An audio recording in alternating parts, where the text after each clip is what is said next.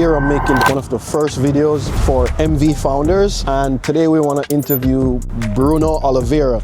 So he's basically the founder of B&B Home Improvements on Marthas Vineyard, and he basically gave us the opportunity to interview him, to basically go in here, just see what it's like to run a business on Marthas Vineyard, and to just see the exact challenges that people on the island go through when running business on this island. So one of the main things that I actually love about just doing business here on the island is because most of them, they have it very different than how other people would have it, like just off the island and stuff like that. And one of the main things that's very interesting with this island is that majority of the businesses here have been started by regular people. So it's just, this is why we started this podcast calling it MVFounders, because I just want to highlight all the good things that happen on this island when it comes on to people here that's doing business and all the different business owners and how they basically get to maneuver, just deal with the island. So I'm going to introduce you guys to Bruno, and you're going to get the opportunity to just sit down and listen to our podcast. And this is probably just the first of many. One of the missions here is to interview every single business owner on this island of Marthas Vineyard. Let's see what Bruno has to tell us today, all right? This is the first episode of MVFounders, and here I want to basically focus on my friend Bruno here. Bruno Olivera. What's up, Delano? Bro, so first of all, I just want you to know, I look up to you a lot. Thanks, and bro. Just the fact that you're just a person who, I watch you, and I didn't know much about you until it's like I started talking to you more about what you do when it comes on to business and how you've had it difficult. And then I've realized how much things we have in common when it comes on to just doing business overall. But what's it like for you, and what's it even like growing a business here on Marthas Vineyard? That's a really good question, man. And everybody thinks it's super simple and easy. And to an extent, it is. It's you actually wanting to do something different than everyone else. That's what makes, in my opinion, that's what makes us grow. Doing business here, especially construction business. So I build houses, I remodel houses, new construction. Here on the vineyard, there are challenges. We do live on an island. Yes. So that's a number one challenge. It's harder for us to get supplies. We don't have everything that we want ready for us every day of the week. Like people in the mainland have Home Depot, Lowe's pretty much. They can just go there and grab what they want. Yes. So that's a challenge. The workforce, labor, it's also harder. It costs more to hire people here on the island. Wow. A lot of homeowners decide to hire off-island contractors, thinking that they would save money. Not always true. Housing is an issue here for everyone. So if you're bringing guys from off-island, you have to offer housing. And at the end, if you adding everything, all the costs, it might be the same of hiring someone from the island to do the work. And so there are definitely challenges of owning a construction business in Marthas Vineyard. But we have to manage these challenges and just funnel everything so that we deliver to our client a final product at the best price possible. That is actually insane, because now would you say there's that's the barrier to entry for like a person who basically saying, okay, I want to start a construction business on this island specifically, is the fact that there's no Home Depot here, there's no Lowe's here, there's no supplier to get products. Does that create a barrier to entry? There is suppliers. We have local lumber yards. I would say that we can get 70% of what we need here. But would that affect your margins in terms of you could get it cheaper? 100%. Yeah. I shop local because I need the day-to-day shopping. Exactly. So I have to support the island business as much as I can. So that's one thing. But if I can shop things off island that will save me money and I'll get them delivered to the island, I'll do it in a heartbeat, because you do save a lot of money. Wow. It's like 40-50% price difference. if you're shopping windows, if you're shopping doors. It's a lot of difference, you know. Again, there are some lumber yards from the mainland that have their offices here, so we can still shop from them, but you have to shop around. So sometimes you get the best deal here on the island for a local lumber yard, you know, so you just have to shop around. I think the main goal here is profit, you know, as much as you can. So if you're selling your product for $1,000, yes, and you can buy all the supply you need for $300, and your labor is going to cost, you know, $200, you profit 50%. Now, if for whatever reason, now you're paying $500 for your job supply, and your labor is still at $200, you're only profiting 30%. So there's a lot of research, and there's a lot of calling people around and calling different lumber yards and asking them, hey, how much can you sell this for me? You know, so that creates the barrier to entry. But okay, so what about like the playing field of getting actual customers? Because of you being on an island, is it like a constant fight between different construction companies? Does that actually happen? So yes, it does, but that does not affect me in a way. It does. I know I am bidding against other builders on different projects. Usually I don't have that information. So when I put an estimate together, I don't even think on that. I know what is my profit margin desirable that I want. And I know what is my cost, and I add the two, and I send an estimate to my client. So that's number one. I think that, you know, competition, we'll have competitors everywhere, not just here. It's hard when you're, you know, bidding against an off-island subcontractor, because his price is going to be lower than yours. Way lower, way undercutting. Yes. But then I usually, when I learn that from the client, I'll be like, okay, let's just talk about this for a second. This actually might cost more for you at the end. You know, there's ferry. If it's windy, they're not going to come across. You know, it might be 2 or 3 days that you're delayed. So delayed responses. Wow. You know, you're going to have to find them housing. They'll need a place to stay. So this adds up. And if this is the first time for a contractor to come, you know, to the island to work, very often he won't know this extra cost. So therefore, the client is paying for that. You know, so it's. But okay, so like that's actually very interesting. So how do you structure an offer to like let a customer differentiate between, because he's gonna see the price of an off-island person, and then he's gonna see your price. How do you basically create an offer to show him that, hey, this is gonna actually cost you more if you go with this guy that says he's cheaper? How do you structure that offer to let them know without coming off as like salesy, or you're trying to push them? Well, they'll see the big number. You know, they'll see my big number, they'll see his big number. But they're not gonna keep in, like, they're not gonna take accountability for like the ferry cost and the other little in between cost. They're only gonna see that after they do it. It's gonna be add-on. Oh, they're gonna add that in. They're gonna add that after. if they are up front and they'll say, hey, my job is this much, and you're gonna pay this much for ferry, for accommodation, and at the end the client's only saving 10%. They're not gonna go for that. The client will say, you know what, I'm staying with the island contractor.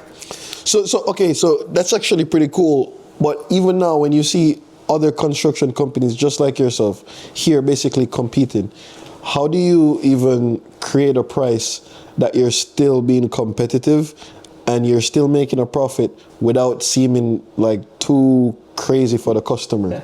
How do you create that? My price is my price, Delano. I don't care what other bids are. So you never look at other people? Never. Wow. I know what I'm delivering. I know what I'm selling to my client. There are a few selling points that, yes, maybe they can find somewhere else, but I guarantee, you know, we've been in the business for a long time. We actually won Best of the Vineyard last year. We won Best of the Vineyard as a roofing contractor for 2 years in a row, and we're the finalists for both this year again. So that's gotta tell you something, you know. So Best of the Vineyard is basically like a collective of the best. Yes. The best construction companies. Homeowners vote. Yeah, there are different categories. The ones that we Wow. compete is painting contractors, roofing contractors, and general contractors. Those are the three that we compete. General contractor we won last year for the first time, and we were the runner-ups for 2 consecutive years. Yeah. And then roofing contractor we won the 2 previous years. That is absolutely insane. So our reputation speaks for itself. There's one thing that I stopped doing. I don't give to new clients reference of old clients. Really? There are plenty of testimonies of good clients, the clients that wrote on our website. Yeah. Just send the link.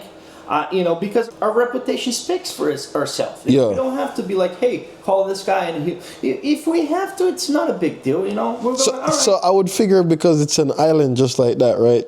Once you would get like a customer like that, is there a situation where a customer is hopping from like construction company to construction company? I lose bids. Well, to like your friend, like somebody who you would even know. I know I do. It's the architect will send me a plan, say, Bruno, give it a price on this project. Yeah. I'll give it a price. They'll call me and say, hey, you were too high. Can you work on your price a little? Wow. Yeah, there's always margin. All right. So is this better? It's like, yeah. Is this the best you can do? Yeah, unfortunately, that's the best of I can do. Why? Because then I know what my cost is. I know what I want for my profit margin, and I don't want to be lower. Oh, so, okay. Yeah, that's my price. I can't go down anymore. So Wow. if there's somebody willing to sell the same apple that I'm selling for the same price, that's another thing too. Not always they're comparing apples to apples. It's the price. Okay, you're buying this car here, and it's a 2024 GMC 2500 white AT4. You want to make sure that all these specs are built into your competitor's price before you say, oh, he's more or less money than you. So especially in construction, there's so many elements for a construction standpoint that's built in. It's built on an estimate. My estimates are usually 10, 12 pages long. Really? That's how much. It's your estimate? Yeah, I can show it to you. What? That's how much of the detail I give to my client for a few reasons. Number one, I want that estimate to be self-explanatory. I want the client to read the estimate and not have to call me and say, hey, is this included? I want him to read and say, hey, okay, on Bruno's estimate, he's talking about this door. On this guy's estimate, he doesn't say anything about that door. Okay. Hey, guy. Specific. Yeah. Specific. Is this door on your quote? Oh, no, it's not. It's going to be added later. Oh, it's going to be added. It's an addition. Okay, so it's $2,500 more now because he needs to add that door. Wow. All right? So I give as much details as I can. That could be a huge difference in price. That's one of the selling points that I have. And I hear this all the time. My estimates are really detailed. Really? Really detailed. Like I give model numbers. I will give measurements. That is insane. But there's one thing. There's a lot of smart people that would just get my estimate and take the numbers out and just hand it over and say, hey, how much do you charge to do this? That is insane. The specific thing they're asking you. Feel that from the client. Yeah. And especially when they send that information to me later, like, okay, where are you getting this information from? Like, why are you asking this specific question? Something is fishy around, So look at this. All right. So one thing about people, especially people who I know would watch this podcast, they're basically like just starting out. They're probably like over a certain amount of revenue.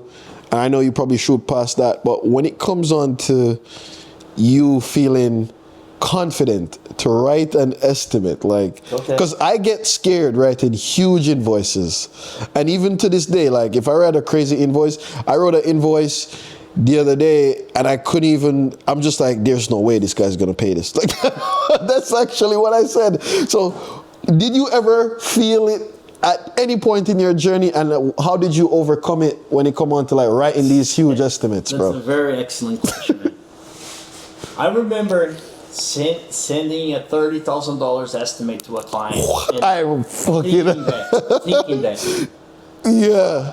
No, this is too This guy's not gonna pay this. Okay, $28,000. That's what I'm saying. 28. Let's send it 28. Oh shit! I remember Trying to save him money, like trying to save. Yeah. I do that shit. Yeah. It's like take money out of my pocket and put it on his. Yes. I do that. I'm not doing this. Self-sabotaging. I don't do this anymore. I don't. Like I told you, after 15 years doing this, I know what's going to cost me, and I know what my profit margin is. Therefore, there's my price. Right. Okay. Right. Now I'm writing estimates, $2.5–3 million estimates. Fuck, okay. bro. That's you hear that shit? That takes me a Damn. long time to. It used to take me a long time to do it. I'd be stressed out, bro. Stressed out. The same amount of time that took me to put an estimate of $30,000 years ago takes me now to put a $3 million estimate together. What changed though? What shift that? Knowledge, experience. But okay, so one of my things that basically stops me is because I would not have that. Most of the times I'm charging that person, I would not have that money I'm about to charge them, right? Because you know how it is running a business. You have money tied up in all type of shit, right? Yeah. So it's like I'm writing a 20K invoice, 30 grand invoice. Yeah. Because you don't have that money in your account, like you feel like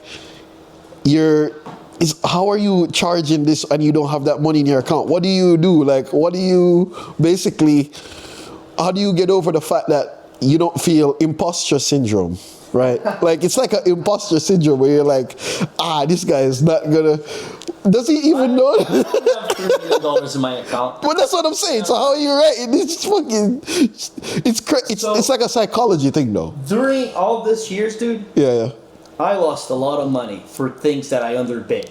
Wow. But I never not delivered the final product because I was losing money. I'm not gonna say never, but That's actually interesting. rarely. I went Very back to the interesting. client and say, hey, I underbid you on this job. It's gonna cost you more. I always took the hit and I finished the work. I remember I did a wooden red cedar roof. That was the first time that I was bidding on wood roof on a house, yellow cedar.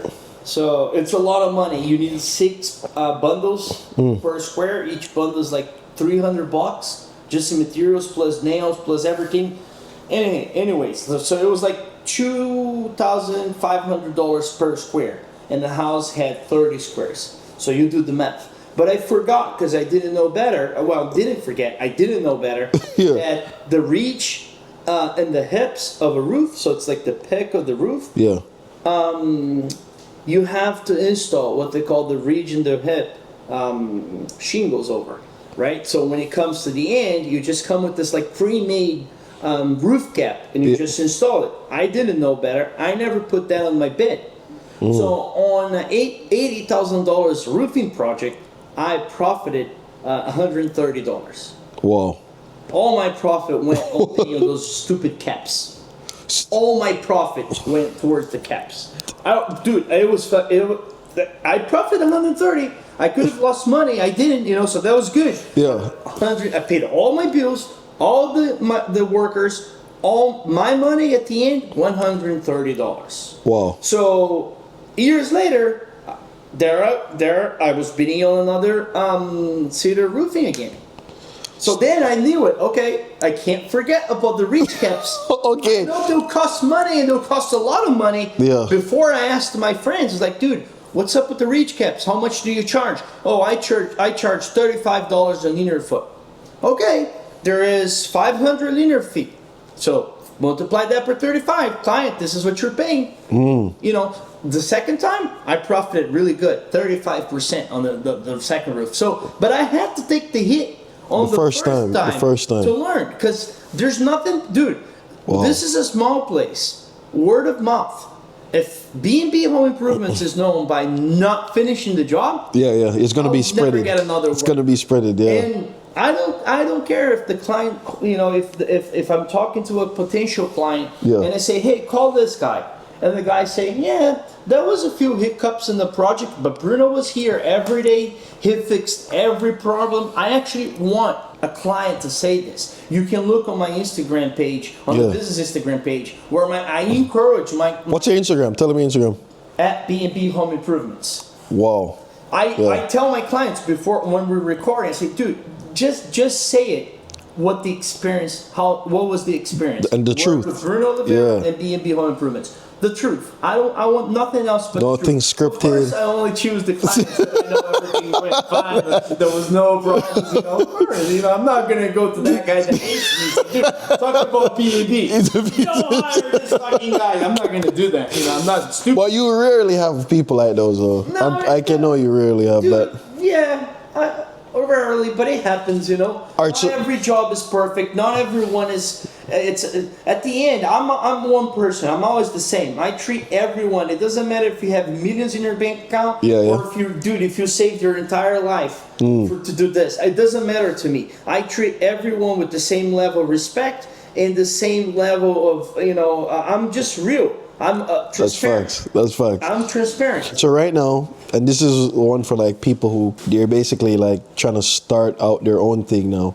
All right. So you just mentioned that if you had known certain things from before, it would have probably saved you a lot of money.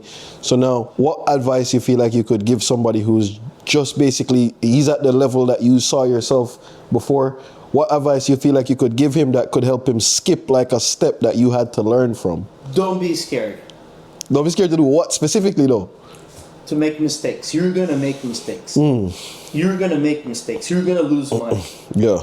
Don't be scared. Don't if you fall, you have to stand back up right away. Yeah.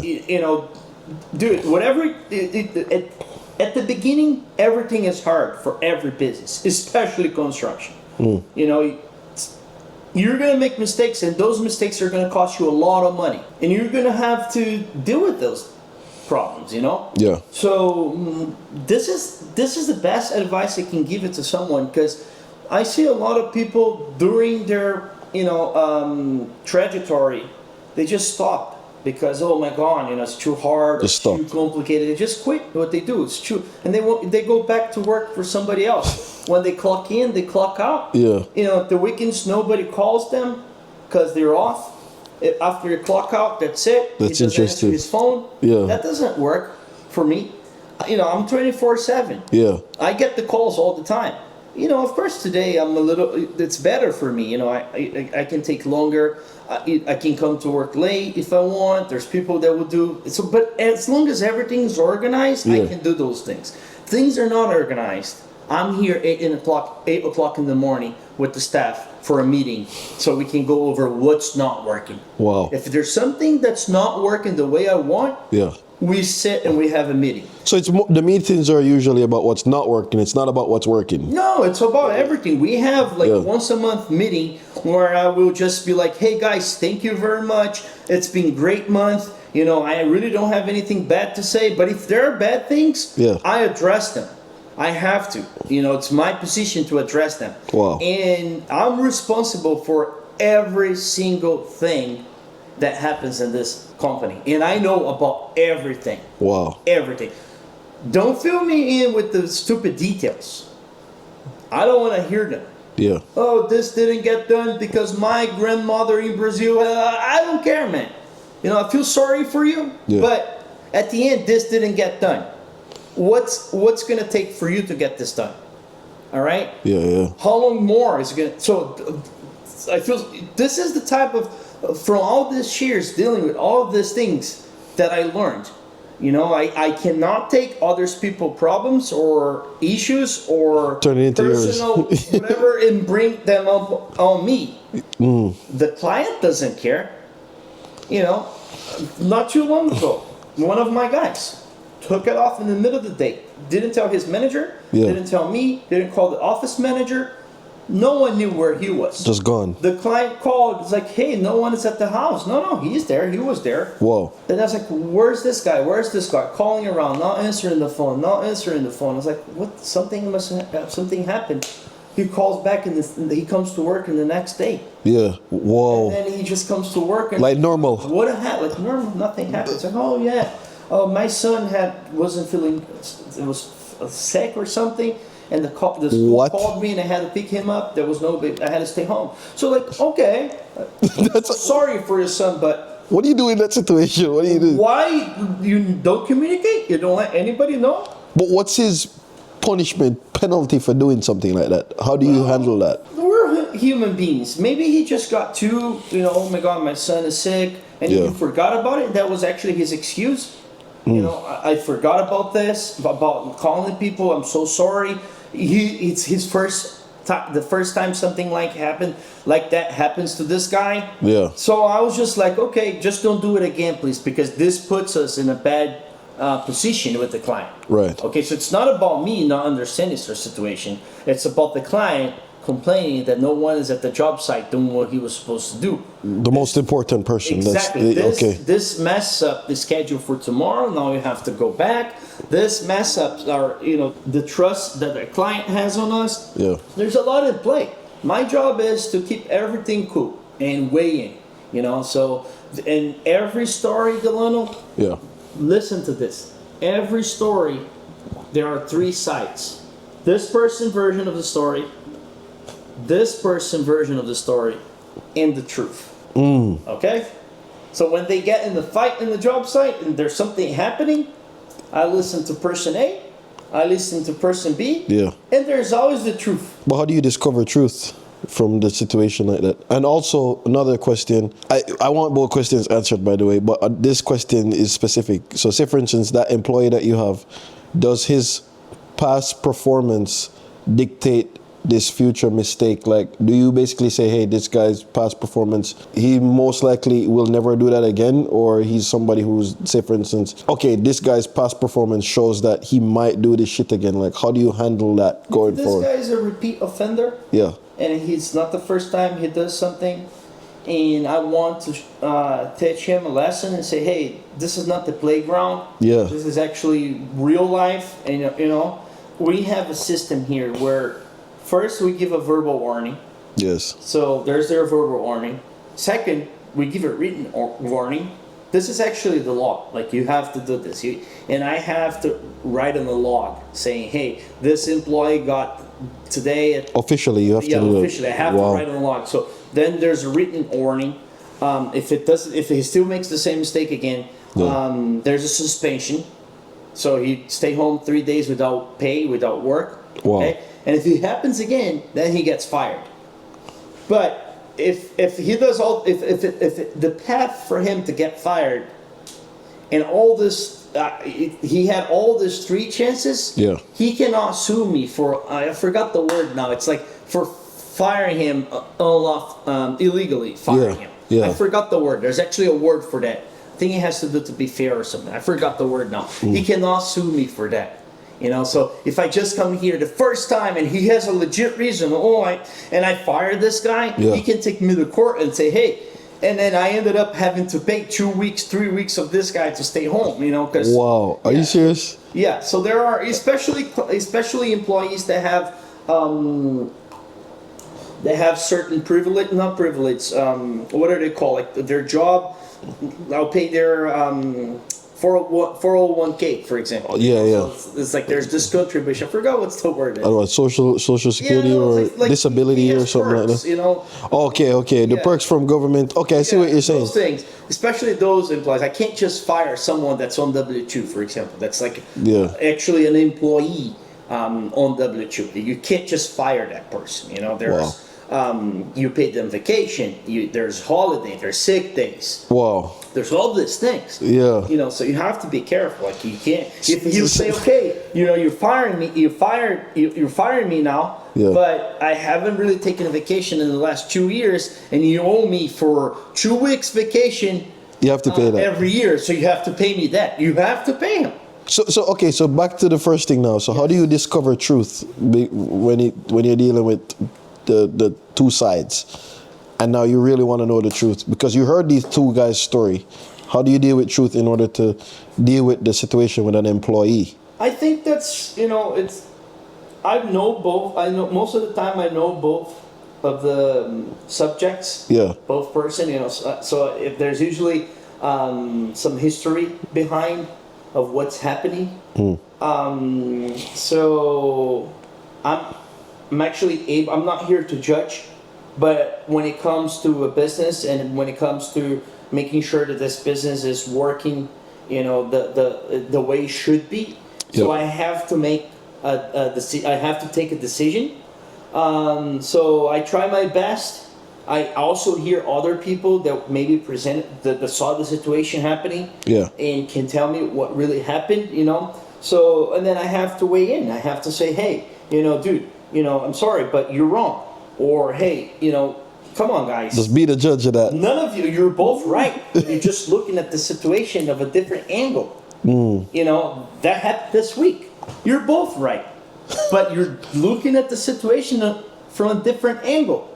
It doesn't make you wrong or And you never chose any sides. Yes, and you never chose any sides. We have to come to a safe place where we all agree and we move on. That's what we want. We want to move on. So that's what I did. I'm going to change the topic now. So this is like a question, very intense question, because it's coming from a perspective of people who they're seeing you do these things. You have people who look up to you, and most people, they don't get to see what really happens in order from $0 to now cash flowing at the level that you're cash flowing. But for a person who's basically like, he's just starting out his construction company, he has probably like 2 or 3 guys that's just working with him, and he's getting these big jobs. I want you to tell me, or just differentiate, how do you develop consistent cash flow to basically keep yourself paying those 2 to 3 guys when you're not getting that much jobs? Things are just like picking up. You still want to figure out, you want to keep these guys like committed to work with you. How do you do that? I can talk to you about this for 3 hours. Yes. When you grow, it hurts. It hurts to grow. You want to grow like this. You grow a little, and then you just go steady for a little while. And then you grow again, and then you go steady. It's like a constant dip. This, you want your growth curve to be like this. Hockey stick. You don't want your growth curve to be like this. Really? You don't. Why not? Because it takes time for you to grow. It's a process, okay? When you go like this, you skip steps. You skip phases of this process. You want to grow a little, settle down, sometimes go down a little, but because it happens, but you want to just settle down. So I can give you a perfect example. When you have 3 workers and you're dealing with $50,000, $60,000, $100,000 projects, you want to develop consistent cash flow. Consistent cash flow. How do you do that? So when you have 3 workers and you're bidding on jobs that's $100,000, your bills are based on 3 workers and $100,000 projects, right? So now you're bidding on $3 million projects and you have 20, 30 people working for you. Your bills grow. Your bills scale the same way that your revenue does, your income does. Okay? So if you make the same mistakes that would cost you $3,000-$4,000 when you only had 3 employees. Now the same mistakes will cost you $30,000-$40,000. Well, because there's more employees. Because it's more employees. It's bigger. You grew. Everything grows. Wow. So cash flow, it's an issue for every business. The business is only healthy if the cash flow is good. Okay. So if you have to spot what you're doing wrong before it's too late. But okay, so what are the things in construction? Because, all right, if you think about any like normal company to develop cash flow, they have some subscription model that keeps the customer paying every month, and it basically makes it hard for you to run out of money, because it's like that you know how like Netflix work, like you subscription consistently goes in. What element in construction would give a new person that feeling of like security, because that I have these people paying consistently every month, so I can pay my guys, I can pay for materials, and I can just make the business work? It's all you have to set up your business Yeah. to be able to run in the way that you choose, okay? So if your payment term is net 30, so you send the bill out to the client now and he only pays you within 30 days. Yeah. You have to, during those 30 days, to be able to pay all your bills and pay all your workers. So it's the way you set up your business. So if, for me, my bills, they're upon receipt. So once the client gets the bill, Yeah. he has to pay. This is already, we have this agreement when we sign the contract. Okay? Oh, from the beginning. So, from the beginning. So the payment terms are, he'll give me a 10% deposit. He'll give me 20% when I start the project. So that's 30%. Yeah. And then he'll do progressive billing. I'll bill him progressively during Okay. the construction. So that would create the consistency. Okay. So there are certain, they call the KPIs. KPIs. Yes, all right? So Yes. key performance indicators of a project. So if I'm doing the roof, the siding, and the plumbing, so when I finish the roof, I'll bill this client this much. When I fill the siding, I'll bill the remainder of the siding. When I fill the plumbing, the remainder of the plumbing. Okay. So that's 65% of the total project cost. It's progressive billing using KPIs, key performance indicators. Okay. The last 5%, Yeah. it's upon the final inspection. So the bill inspector goes there and gives you the certificate of occupancy. Or the client just looks and say, hey, this looks okay for me. Yeah. All right, I'll pay you the last 5%. All right, so I see how that could be like a consistent monthly thing. So your job now as a construction like company owner would just be to group a bunch of jobs now. So you need, as one job ended, you probably need another job to be starting at the beginning, and then because say for instance, after you get all those payment schedules, right? After the house is built, it ends. Yep. So that's what I'm saying. You're probably going to need to make sure you have another project just in the works, Yep. like right after. So that's what this board is for. All of our projects here, they're projects that we're starting, they're projects Wow. that we're finishing, they're projects that we're in the middle. So this is our fairy tale right here. We'll know So this helps you to keep track of each project. each project. So we'll That is insane. each project. So every Monday morning, Yeah. the management staff, it's 4 of us. We meet in the office here and we go every project and we update this board. So therefore, I am the one billing, Yeah. and my project manager also send bills. So I'll know, okay, it's time for me now to bill this client. Yeah, Okay, yeah. now it's time for me to ask for that very final inspection so I can bill the final 5%. So that's how we do it, okay? Cash flow, Yes. the way I work, I have to sign contracts every month. Every month, okay? So I need to sign $500,000 worth of contracts every month in order for me to have a positive cash flow. Wow. Yes. That makes a lot of sense. Yes. So let's just say this is, and that's also one of my goals for 2025. Really? I want to, because if I sign $500 of contracts every month, Yes. that's going to give me $6 million in contracts at the end of the year. That's also going to give me, hopefully, a 20% profit margin at the end. Okay. So these are goals that I set at the beginning of the year. We all meet. We Yeah. have our goals set. I can show it to you. So do you hit your goals every year? No, of course not. Because you set them so high above. Well, So that's actually crazy. I mean, if you're setting a goal, you're not going to set less. I know. I want to profit 30%. Impossible so goals. 1 year we did this, and we saw that would be really hard for us to profit 30% Yeah. with the amount of sales that we had. So all right, so a realistic number is 20%. Wow. So let's adjust Yeah. our goal to 20%, so we don't feel frustration at the end. So what are the things you basically do, or what are the things you realize that you ever heard the term less is more, right? Yes. So when you're basically realizing that, all right, I get a hang of it, I've done a bunch of houses, now I realize what my cash flow can look like, right? What are the things that you're like, oh, I needed to I'm just starting out, so I need to spend money on this. I need to have all these expenses because I need to be prepared. And then now when you're at the level that you're at now, how could you look back and be like, oh, I probably never needed that. Oh, I spent too much on that. like what, what are some of those things you can say as a construction guy, you know, that you never needed it? That's a really good question.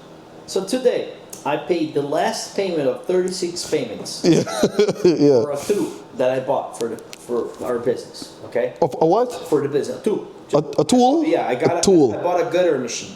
A gutter machine. Yeah, cleans gutters? Yeah, it just does gutters. You had that financed? I had that financed. Yo, that's what I'm saying. It was a $55,000 investment. Ah, look at that. A lot of money. That is actually crazy. I bought the trailer. I bought the machine.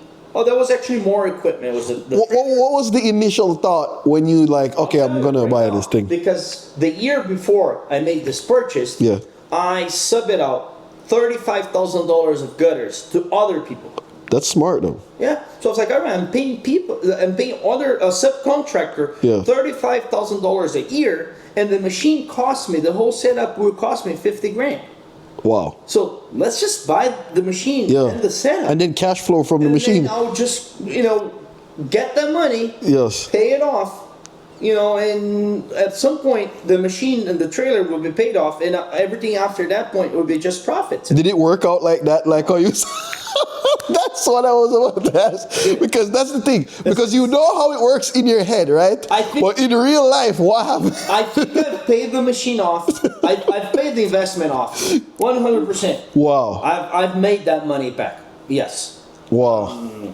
But that's about it. If I had made $30,000 every year since I bought it, it would be $90,000. But wait.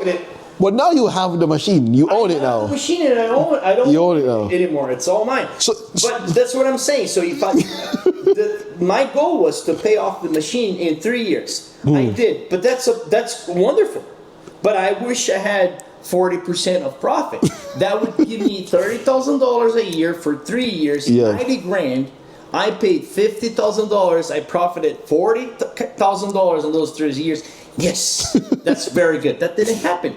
I'm not, like I said, I have a $50,000 worth of equipment sitting in my yard, ready to go to work, when I need. So you probably would not make that.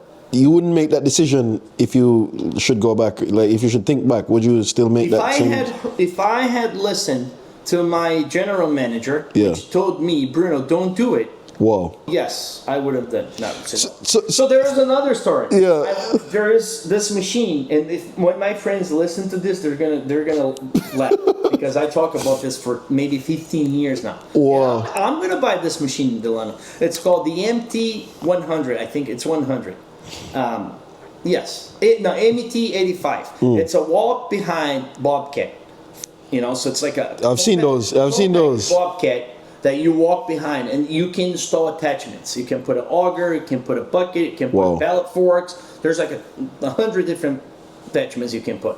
I wanted to buy one of those machines, and it would be like with the trailer, maybe another $50,000 investment. Insane. And honestly, I almost bought it. I had all the paperwork ready for me to sign, the finance. And I heard my general manager that time. And he said, Bruno, don't buy it. There is business for it, but I don't think it's gonna be a game changer. I don't think we're gonna make money off this thing. But you were seeing different. I was like, I really want a machine. It's a toy for me. I'm gonna go out, you see me driving down these streets, like, hey, look what I can do with this thing. Up and down, up and down. That's what you're thinking about. Like, this is fun.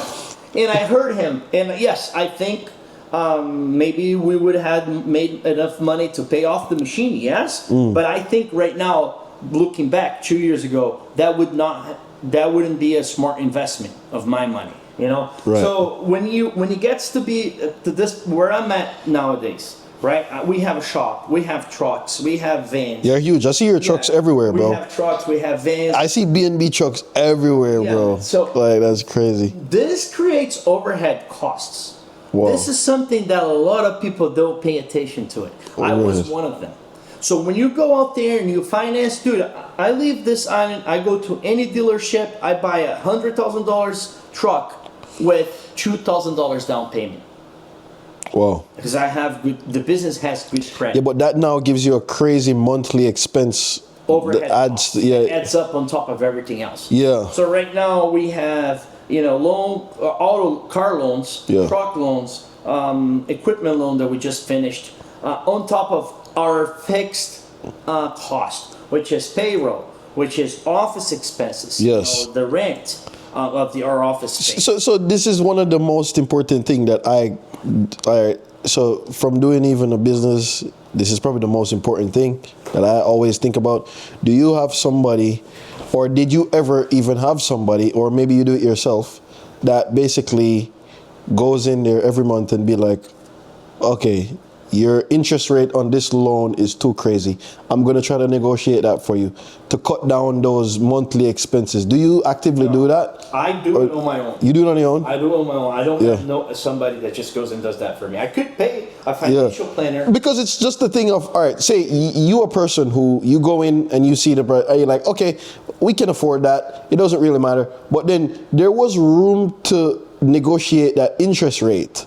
That interest rate that's probably like 12%. You could have brought it down to 10%. That's when you're out there buying something. Yes, you can negotiate. No, even while the loan is still going, it's not even like at the initial time of purchase. Yes. Yeah, and I am the person that knows the finances of the business more than anyone else. So I'm the person that pays the bills. So I know what it costs me. And that's why really good advice. All right, for who wants to start a construction business. Hire a bookkeeper from day one.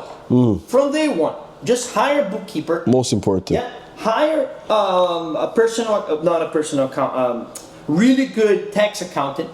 Okay. Yeah. So this tax accountant will help you with the write-offs and will help you with the loops that you can actually save money. There are a lot of loopholes you can save money. Yeah. I'm not saying anything illegally. I'm just saying like there are areas where you can spend your money and that's going to be a write-off for you. Of course. You need to know what that is. Pay less taxes. Pay less in For taxes. example, office expenses. There are write-offs. Yeah.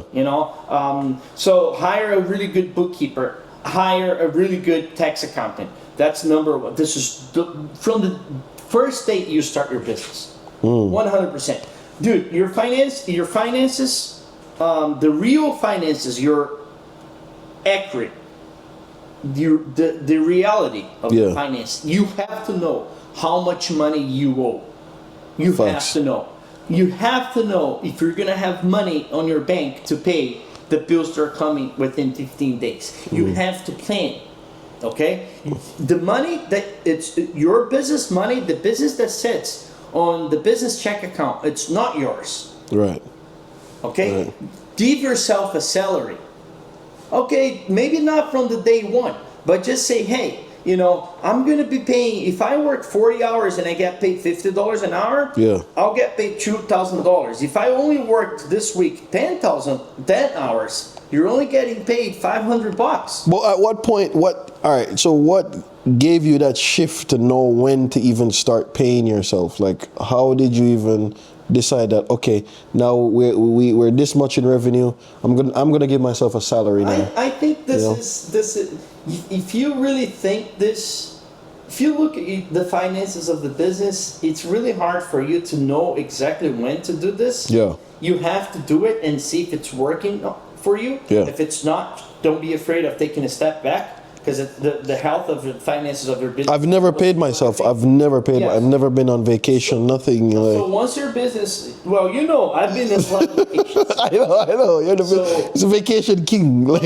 my business pays me gives me a weekly paycheck. just like a regular employee. Yeah, for the past 5 years. That's actually insane. For the past 5 years. So I get paid by my business every week. It doesn't matter if I'm here or if I'm on vacation. Yeah. Every week I get paid the same amount of money from the, and then I started with one amount, and then the business is doing a little better. I increased that amount. Yeah. And then, at some point I have been getting the same pay for the last 3 years, the same pay. Because all right, it's not time for me to raise this yet. Yeah. I want to build my business to be in a better position for me. Now I see this, you know. Yeah. And it's like it's the same thing when an employee comes to me and wants a $2 raise. Say, hey, dude, I can give you a $2 raise, but now he's asking me a $10 raise. No, I can't. I can't do that. Can't do that. Well, it's just too much. I would love to be able to afford you. You're worth it. You're worth it. I can get, you're worth a $10 raise, but I can't. It's more than I can pay you. And it's the same thing to me. I would love to get a $10 raise. Yeah. But would you voluntarily raise the pay of somebody because you're like, okay, I see you performing, I see what you're doing, I'm just gonna raise their paycheck? Yes. Voluntarily. I do this. Nice. I'm that. I look how. So my employees, they need. I always say this to them: the success of my business. Yeah. My phone died. Everyone participates. It's for everyone. It's not just for me. There is. It's not just for me. So if I'm making money, everyone else is making money. In the business, yes, for sure. Okay, that keeps it going. I pay vacation. Yeah. I give them bonus. I pay holidays. Wow. So this is like, I started to do this 2 years ago, and I've been doing it every year. It doesn't matter if we're tight. So at the end of the year, they get their bonuses. That is crazy. We throw staff parties. I bought last year $5,000 worth of carpentry tools, and that I is had crazy. it on the table, and we did this a gift swap play. Give out to everyone. Wow. It was fun. They got there. So I do this to incentivize them to continue to work hard, and I look. That keeps them going. Right on that screen. There's my screen right there. Project profitability summary. So I know how much I'm profiting on every project that I have. And if there's a profit, that is crazy. If there's a project there that I see that we're a little tight, I need to know why. What's going on? Sometimes the answer is, my bid was too low, and I have to swallow my pride and be like, fuck, and not do this again. Wow, that's actually crazy. But sometimes I'll be like, okay, this goes back to what we just talked. Okay, this employee is there. Yeah. It's not a lot of profit. On this other project, also there isn't a lot of profit. Again, the same employee. That raises a flag. Hey guy, what the hell is going on? Why, and then I start to feel the employee, just like, hey, everything good, why you're, and then I just cut to the chase, like, why are we not profiting this job? Wow. What's going on? It's like, come on, you have to you have to produce more. You have to work harder. You have to work faster. You have to deliver results. I want to see this. Yeah. Okay, so this is me telling my guy, come on, get better. Because if he wants a raise, I need to see results. Correct. Okay? Correct. If he wants a day off and he wants those days to be paid, I need to see results. Otherwise, I'm just going to be sorry, dude, I can't do it.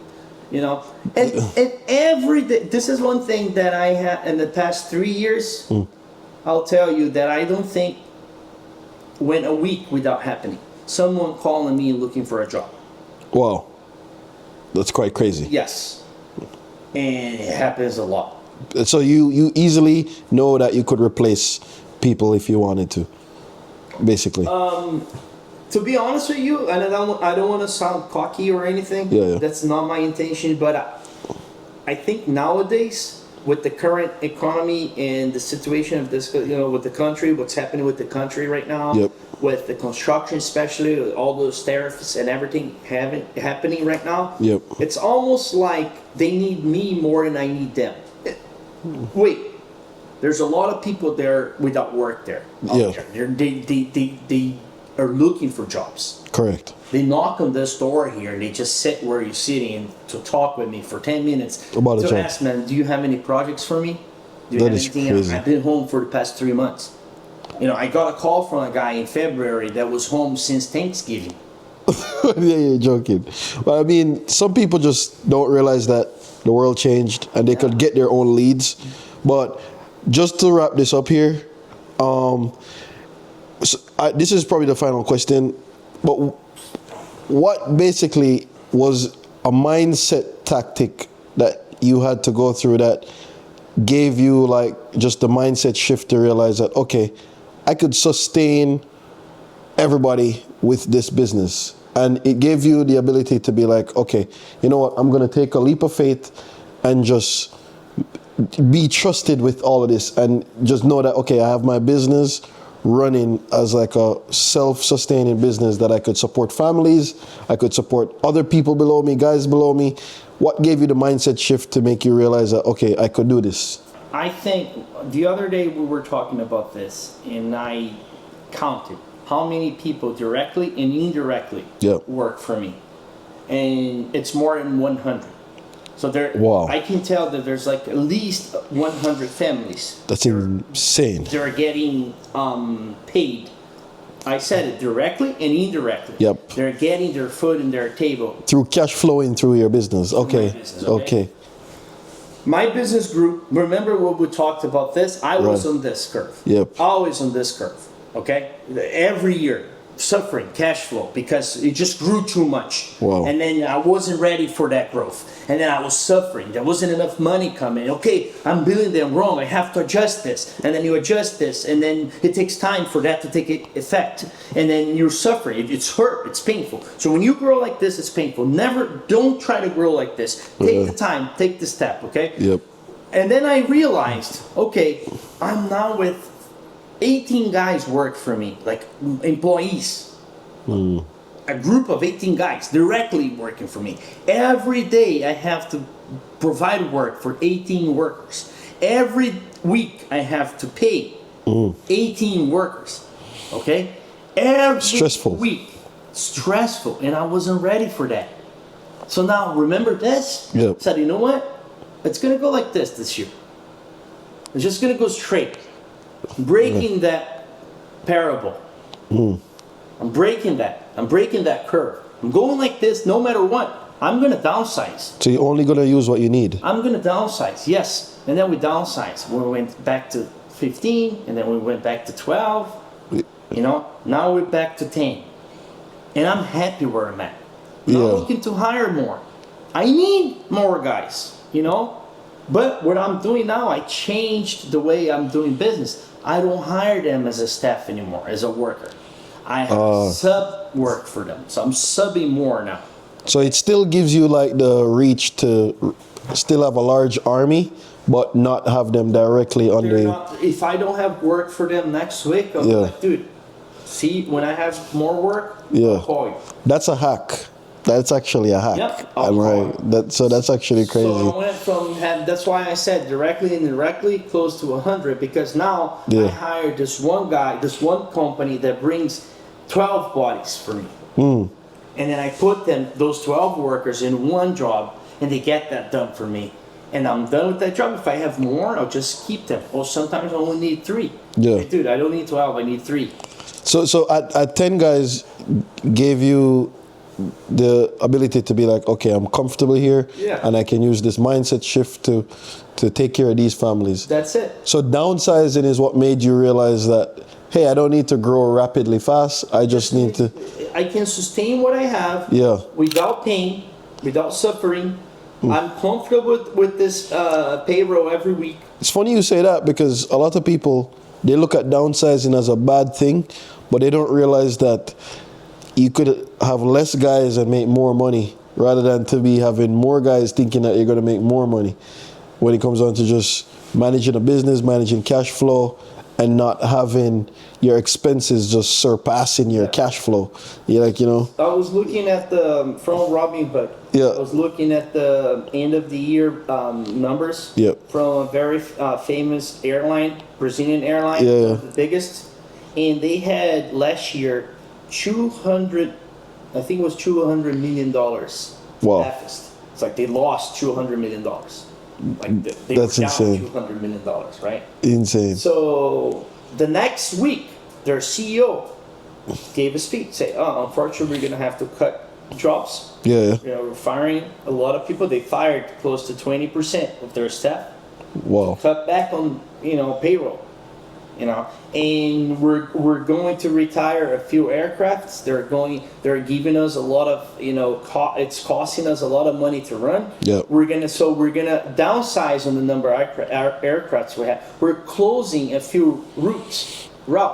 So we're no longer flying from this place to this place because it's not profit. Okay. Wow. So it took $200 million a hit for this guy to change this. So you don't want to beat this guy. Yeah. It's hard. It's really hard. It's a businessman. Like, you have family, people depending on you. But it's gonna just happen. But you have at some point to make the hard decisions, the tough decisions. And just cut people. Because if you don't it's money going down the drain.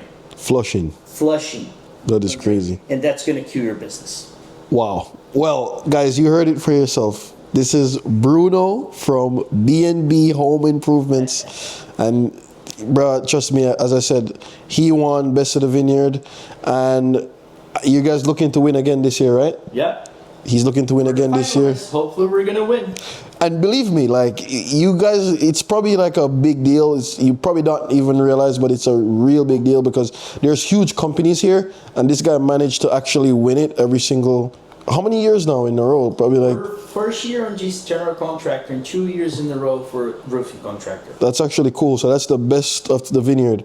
I definitely want to bring you guys more of these type of episodes when it comes on to just interviewing business owners on Marthas Vineyard, for you guys to see that it's just a crazy island. There's lots of interesting people, smart people here, innovative people, and just the way how the island is designed, it makes them very, very like smart and strategic when it's not like doing business over the mainland. It's different here. So 100%. You guys are going to see it with all the other episodes I have, but thanks again for joining. Thanks for being here, bro. Yeah, brother. Thank you.